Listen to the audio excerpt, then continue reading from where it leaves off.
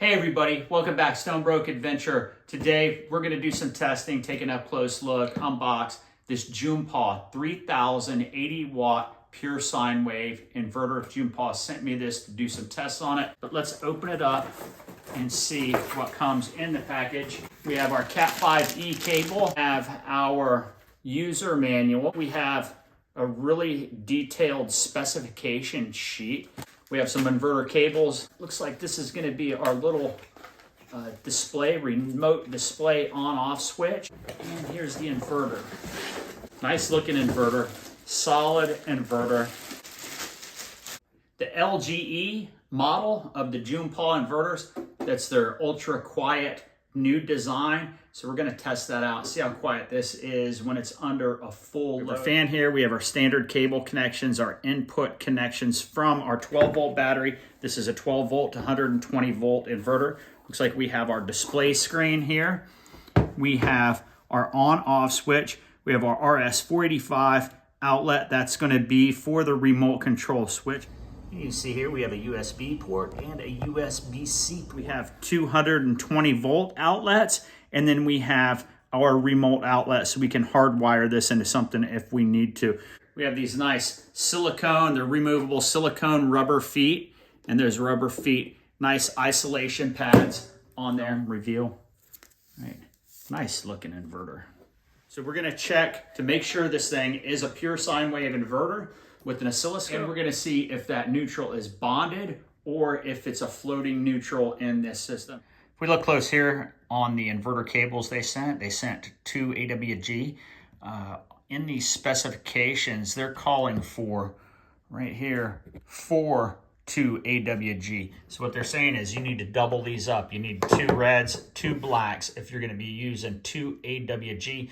At the full capacity of this, make sure you always fuse to your wire size, right? And your wire size to the max capacity or max usage of your inverter. Here at the protections on this, we have input under voltage protection, the under voltage protection recovery, over voltage protection, over voltage recovery. We have our output overload protection, output short circuit protection. We have our over temperature protection, DC input reverse polarity protection, and that's protected by an internal fuse that you can see here on this model. All of our specifications right here on the 12 volt line.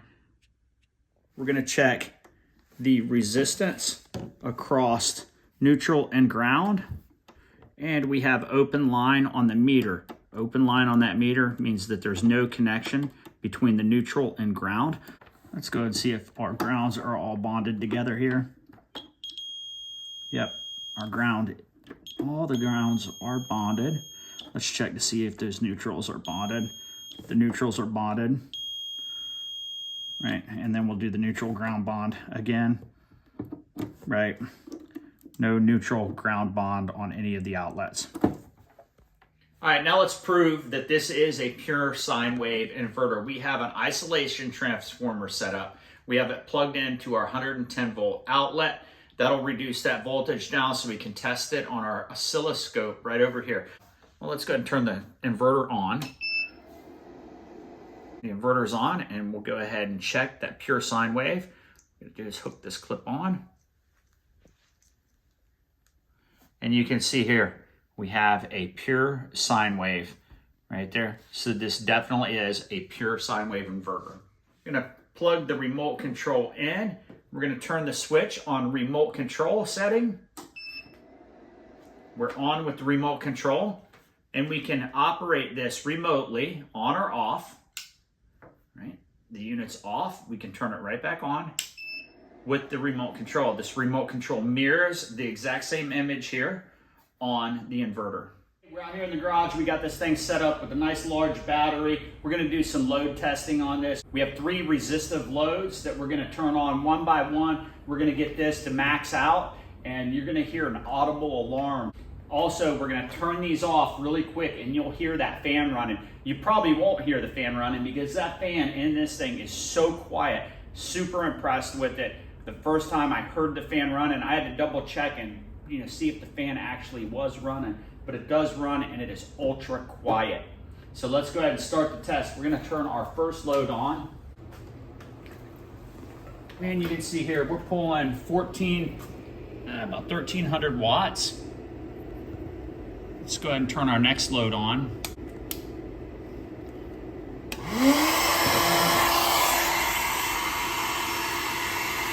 We'll turn this on low. Let's go ahead and turn it up to high. We're at 1800 watts, no audible alarm. It's handling the 1800 watts fine. Got the next one on low. We're at 2500 watts.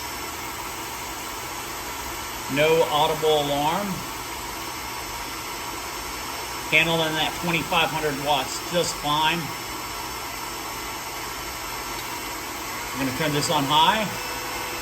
You can hear the audible alarm now.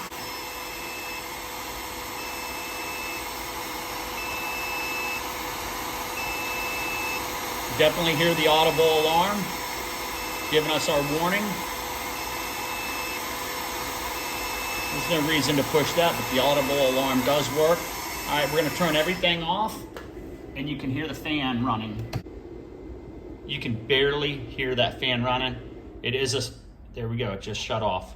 That's how quiet that fan is on this JUNBPAW.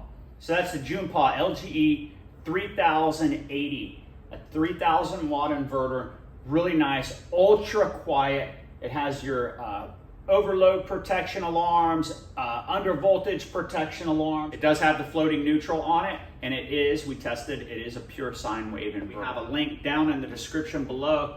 If you're interested in picking one of these up, click on that link, see what today's price is on it. I think you'll be really surprised. So from Stonebroke Adventure, until next time, bloop.